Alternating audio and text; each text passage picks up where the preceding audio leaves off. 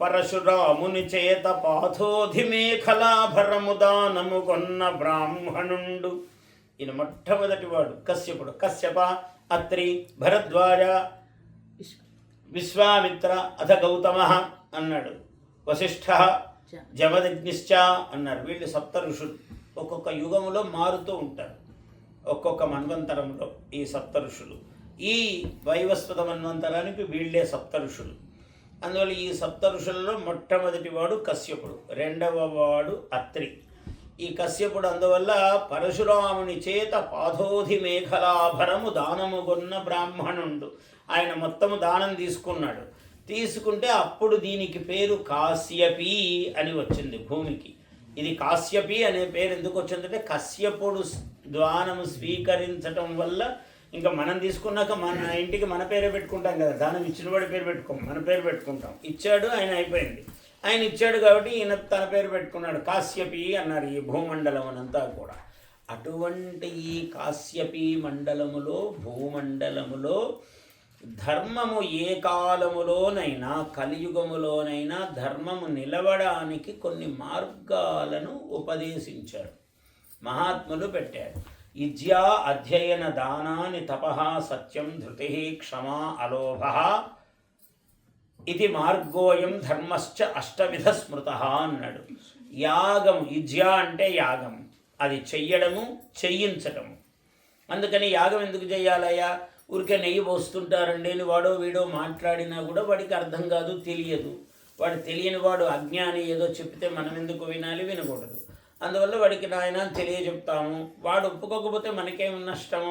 ప్రతివాడు వాడిని ఒప్పించి చేసే పని ఏం లేదు. ఎవడిపాటికి వాడు చేసే ఈ ప్రపంచంలో అందరికీ స్వాతంత్ర్యం ఉంది. కాబట్టి ఈ యాగము చెయ్యడము, చేయించటము. అధ్యయనము, వేదము. అధ్యయనము, వేదము చదవడము. బ్రాహ్మణుడు వేదం చదవకపోతే చెడిపోతాడు అన్నాడు. అంటే ఏమిటయ్యా, అందరూ వృత్తుల్లో ఉన్నాం కదా అంటే అన్ని వృత్తుల్లో ఉన్నవాడికి చెప్పాలి. బ్రాహ్మణుడు వృత్తిలో ఉన్నవాడు లెక్క, చదవాలి, వేదం చదవాలి. విప్రో అనధ్యయనాత్ అన్నాడు భర్తృహరి. బ్రాహ్మణుడు ఎలా చెడిపోతాడంటే అనధ్యయనం వల్ల చెడిపోతాడు.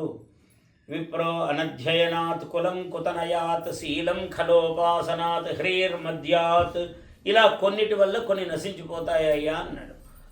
ఆ కారణము చేత విప్రుడు చదవాలి అన్నాడు. అందువల్ల అధ్యయనము, వేదము చదవడము, చదివించటము. దానము అంటే ఎవడు దానం చేయాలి అంటే ఉన్న ప్రతివాడు చేయాలి. ఎవడున్నవాడు?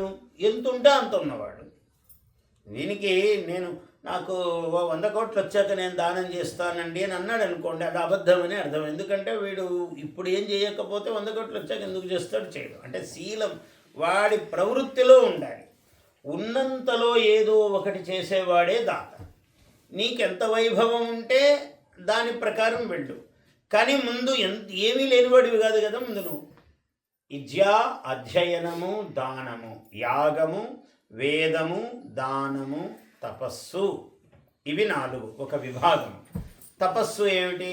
తపస్సు అంటే ఏదో మనం దండము కమండలం పట్టుకొని ఎక్కడికో పోయి చేసుకోవాలనేది లేదు. రోజు తపస్సే. ఒక్క 10 నిమిషాలు ధ్యానమే తపస్సు. అసలు నువ్వు ఎక్కడ కూర్చుంటే అక్కడ తపస్సు. నీ ధ్యానము, మనస్సు కుదిరితే నువ్వు తపస్వివే. అది చెయ్యాలి. ఈ 4. ఇంకొక 4 చెప్పాడు.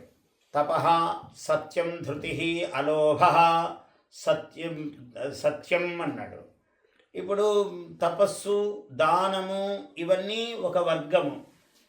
వీటిలో ఇంకో 2వ వర్గము చెబుతూ సత్యం, తపః, అలోభ, క్షమ. ఈ 4 కూడా ధృతి, క్షమ. ఈ 4 కూడా ధర్మములో భాగాలు. అంటే సత్యం పలకడం అన్నాడు. సత్యం పలకడం అంటే ఎట్లా? వాడికే తెలుసు. నేను సత్యమే చెప్తున్నానండి 10 సార్లు వాడు చెప్పకూడదు. దానము, తపస్సులాగా చెప్పడానికి వీల్లేదు. ఇవి ఈ 4 ఇప్పుడు చెప్పబోయే 4. ధృతి అంటే ధైర్యంగా ఉండడం. నేను నాకున్నంత ధైర్యం అండి అని ఒకటి చెప్తుంటాడు. వాడు చెప్తే ఉపయోగం లేదు. వాడు ఉన్నాడో లేదో వాడికే తెలుసు. నా అంత ధైర్యస్తుడు ఎవరు ఉండరండి అని అంటుంటే ఏదో శబ్దం అయ్యేటప్పటికే అండి ఏమని నేను భయపడిపోయి అంటే దేని గురించి ధైర్యం గురించి చెప్తున్నారండి మీరు ఇందాక. ఇప్పుడు పాపం భయపడలేదు వచ్చారనుకోండి, ఇది వేరే సంగతి. ఇందాక ధైర్యం గురించి మాట్లాడుతున్నారంటే ఆ ధైర్యం అని వాడు మళ్ళీ అప్పుడు ధైర్యం తెచ్చుకొని మాట్లాడేవాడు. కాబట్టి ధృతి సత్యం, అలోభ లోభము లేకుండా ఉండడం, సత్యం పలకడం, లోభం లేకుండా. ఇతరులది నాకు కావాలి, వాడికి ఎవడికో ఇన్నున్నాయి నాకు కావాలి, వాడిది కావాలి, నీకు కావాలనుకోవడంలో తప్పు లేదు. ఇది కావాలి అని ఎందుకు అనుకుంటావు? అలోభ. కాబట్టి ధైర్యంగా ఉండడం కూడా ఓర్పు. ధృతి, క్షమా, అలోభ, క్షమ, ఈ 4 గుణములు ఇవి కూడా ధర్మములో భాగాలు అని అంటూ తత్ర ఆద్య చతుర్వర్గ దంభార్థమపి సేవ్యతే అన్నాడు. అయితే ఈ మొదటి 4 అప్పుడప్పుడు డాంబికం కోసం కూడా చేయొచ్చు అన్నాడు. అంటే దానము పెద్ద ప్రకటన చేసి ఈయనేనండి ఇదంతా దానం చేశాడు అని వాడు పెద్ద అక్షరాలతో ప్రకటన చేసుకుని మహాదాత అని రాయించుకుని ఇవన్నీ ప్రచారానికి అవకాశం ఉంది. అట్లాగే తపస్సు, అందరి ఎదురుగా వీడి జపమాల తీసుకొని కూర్చోవడం, ఓం అని గట్టిగా చదువుతూ ఉండటం. యజ్ఞము, దానికి కూడా ప్రచారానికి అవకాశం ఉంది. యజ్ఞము, విద్యా అధ్యయన, వేదము, దానము, తపస్సు, ఈ 4 ప్రచారం చేసుకోవచ్చు. తక్కిన 4 ప్రచారానికి వీల్లేదు. సత్యం, ధృతి, క్షమ, అలోభ. సత్యము చెప్పటము, ధైర్యంగా ఉండడము, ఓర్పుతో ఉండడము, లోభము లేకుండా ఉండడము. ఈ 4ంటికి ప్రచారానికి అవకాశం లేదు. నేను సత్యం చెప్తున్నానని ప్రచారం చేస్తే అపార్థం వస్తుంది. వాడు ఎక్కువసార్లు చెప్పకూడదు. సత్యం చెప్పితే వాడికి అర్థం కావాలి తప్ప నేను ఎప్పుడు అసత్యం ఆడనండి, నేను ఎప్పుడు సత్యం చెప్తానండి రోజుకోసారి చెప్పాడు అనుకోండి, వీడి మీద తప్పకుండా అనుమానం వస్తుంది. వాడు నిజంగా చెప్పేవాడే అయినా ఎందుకు చెప్తున్నాడు అనే అనుమానం వస్తుంది. అందువల్ల అట్లా చెప్పడానికి వీల్లేదు.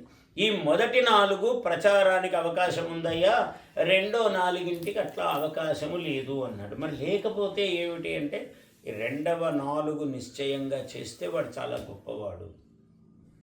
Please subscribe to our YouTube channel. Like and share this video.